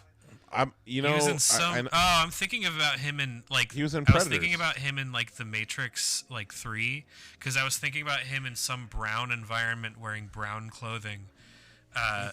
They do got the. Yeah, he does have the and same. that's what I was thinking. I had my wires crossed. He has the same outfit. It's the same environment. Like, what is it? What's the name of the place in Matrix? The Matrix. Zion. Zion for me, it occupies the same mental aesthetic place as the entirety of Alien 3. You see this? I have the Wikipedia page, folks at home. I have the Wikipedia page up for Alien 3. I'm looking at the poster. 3 times the suspense, 3 times the danger, 3 times the terror. None of those are true. It doesn't make any sense. 0% of those are true. Yeah, Alien 3. I've been wanting to watch the direct or the assembly cut of that movie recently. I want to watch a good version of Alien 3. I want it to be good so bad. An archive picture of Michael B. Apparently, there's a comic out there of like an original script of Alien 3 that was supposed. There was a version of Alien 3 that was written without Ripley in it, and the main characters, what's it called? Hicks and Bishop are the main characters of that version. Okay, I'm fine killing Ripley off screen. She can go away. But hey, we might get her back. Like I said, Sigourney Weaver got a good pitch. Somebody like apparently somebody's. She said that like, yeah, no, somebody came with a really good idea, and it got me thinking. I can only hope. Yeah, and hey, if I'm gonna trust anybody with like who would know like what would be cool for Ripley to do, then like I guess Sigourney would be up there. She knows Alien. Yeah, she's the expert there. But yeah, so we've gone through the whole plot of Predator Badlands. So this is the Alien 3 page. I want to get back to the Badlands page. So long story short, folks, definitely go see it. Like as far as like even with like the things we said, this is also as far as big budget action. Like this is the kind of big budget movie we want to support. Like it's fun. It is fun. It's there's passion behind it. It's made by people who are interested in making an entertaining movie. Exactly. And as far as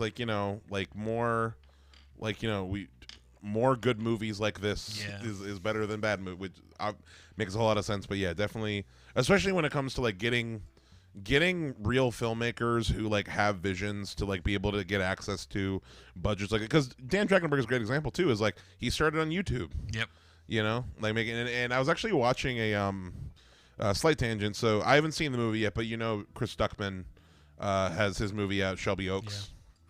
And I was watching a video with him where he was just kind of talking about like how this is where the next generation of filmmakers is coming from. Yeah, it's true. Like YouTube, and we're seeing that TV same thing too. with and TV as well. Same thing with the Filippo brothers would like Talk to Me and Bring Her Back and stuff. Is like, you know, this next generation is coming from like these online spaces and like who have already had these followings for years and years, and now people, you know, like around our age and younger, like Gen Zers, young millennials who grew up following these people, we're going to see these new things because like we know them, and that's where we're going to see over the next few years like the film industry pivot and start to support these kind of you know, people. And it's like and you know, I'm all for it because I think it's lending itself to like people who are coming in with like a lot of experience, who have a lot of respect for these intellectual properties. And yeah, no, I'll keep going. So yeah, go see Badlands. Yes, please do. Buy the Blu-ray when it comes out. It's good. I know I will. There's gonna be a lot of deleted scenes and more jokes. Fun movie. I saw it in the same weekend that I saw Tron Ares. What'd you think of Tron Ares? My quick Tron Ares review. Get super blasted, and go see it in the theater because it's super vibey. Oh, the effects are amazing. The music is really good. The vibes are great. Everything else about it fucking sucks. So Everything else is shit. That's what I heard. Don't listen to Jared Leto talk or anything anyone says. Just plug your ears when the 9 Inch Nails score isn't going. Yeah, exactly. Some of the scenes were fucking awesome, and then the scenes where people talked were some of the worst stuff I've seen all year. I'm not going to be able to get to see it in theaters, but I will watch it on my big TV when it comes out to digital. I mean, you know, here's I was about to lie. I was about to say I will buy the 4K Blu-ray just to get the get the vibes. But I don't know about that. I don't know if the vibe is worth like that shit's going to be. Yeah, it's fine. Expensive. You don't need to. Not for that movie. Maybe. But yeah. So props. I think there's a good amount of props to pick from too in this one. There are. Yeah. What are we feeling? All I can think of is weapons. I like the look of the Weyland-Yutani guns in this movie. Yeah. I don't know what it is. They're little blaster guns. Also, in general, guns. Yeah, the little flamethrower guns were cool. What else is cool? If I could have like a little like model, but like a bigger model of the big power loader at the end. Yeah, I kind of like want a model like, of like his ship or something. Oh wait, no, I know what I want. His dad's like bone cycle. Oh yeah, that thing's Remember sick. he rolls up on like the fucking bone hover bike. Yeah, that thing's really cool. That's what I want. I want Predator Dad's bone cycle. I kind of want something like Android related. Because I think the androids in this movie are cool. Ironically, because I know how you hate androids in Alien, but in Predator they're fine. Yeah, I don't know. I think as an alien, anytime that there's not a xenomorph going on, that I'm like just waiting for the xenomorph to show up. But in this movie, they're just like another cool sci-fi thing because I really like the way the makeup looks and everything. Yeah. Man, I don't know. Maybe I'll just take the gun with the flamethrower, but it has to be functional. Has to actually work. Yeah.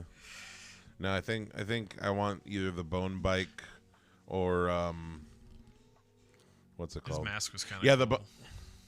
His mask was kind of cool. It's not I think you can't do any better than the OG Predator mask, like with the flat nose and like I really like the prey mask, the bone mask. That with the bone mask. I wasn't a huge fan of that design, honestly. Overall in Prey, I really like Prey, but like design wise, I think for me, I feel like we've always been trying to chase the high of the OG Predator mask. Yeah. And for me, it always seems so smooth and slick. I don't know. It never really. I guess it kind of reminded me a little bit of the Jason X mask. I think. And that might be why. That might be why it bugs you. Yeah, maybe. That's probably it.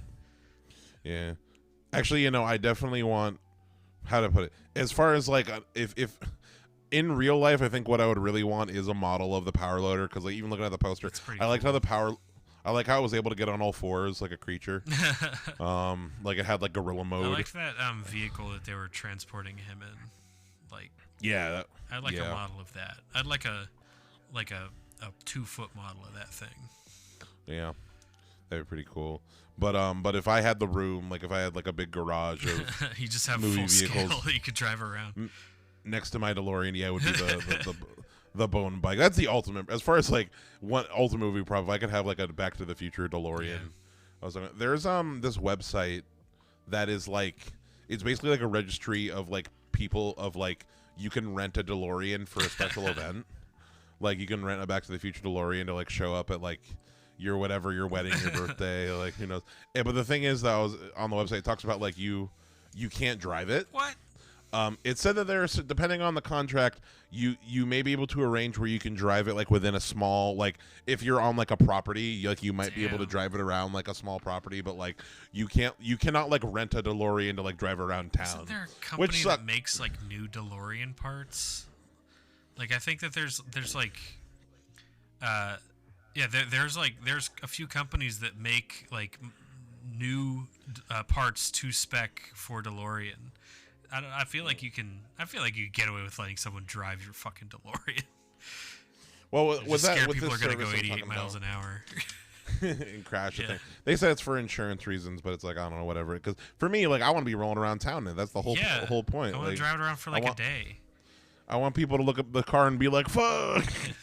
What's it called? But yeah, Predator Badlands. Yeah, go see it. It's a lot of fun. Yeah. See it. Long story short, we will AVP 3. Like I said, the Alien vs Predator 3 review is an episode that will exist in the future. That absolutely is a future episode. Whether or not we, I'm excited to see it, even if it looks like ass. Even if it sucks, I'm excited to talk about it. I want to see a new one. Yeah, just we'll see whatever they got. We'll take it. We'll judge it. We'll judge People it. stand and in you know judgment. I don't want to make this promise, but maybe I have an urge right now. I think I'm gonna go totally legally download a bunch of Alien vs Predator comics. Hell yeah. And I'll do my research. I'll be fully maxed out on my I'll be fully maxed out on my lore. When that eventually comes out. But yeah, folks, this has been Midnight Movie Gang. Thank you so much for listening. Thank you for being here. What's it called? This episode's gonna come out the week after. Not this upcoming week, but next week. Basically, this movie will have been out for about 2 weeks when this episode comes out. So hopefully you've seen it. Hopefully you liked it. Hopefully people are still seeing it. Go to www.midnightmoviegang.com to get some links to our YouTube channel, to our Patreon, to all of our stuff. Check out the end of the video store section where you can buy DIY tapes, modern movie tapes of all as we didn't get out. We sold 3 so far. Hell yeah. Fucking rolling in it. That's sick. 3 people. And 3 people, one of which was a buddy of mine from college, but the other 2 strangers. Nice. But yeah, folks, thank you so much for listening again. Stay tuned. We're probably going to talk about, you and me, Joseph, are probably going to talk about Blade Runner next time. Yeah. We got some other episodes cooking in the vat, so please stay tuned for that. And yeah, good night, everybody. Bye. Goodbye.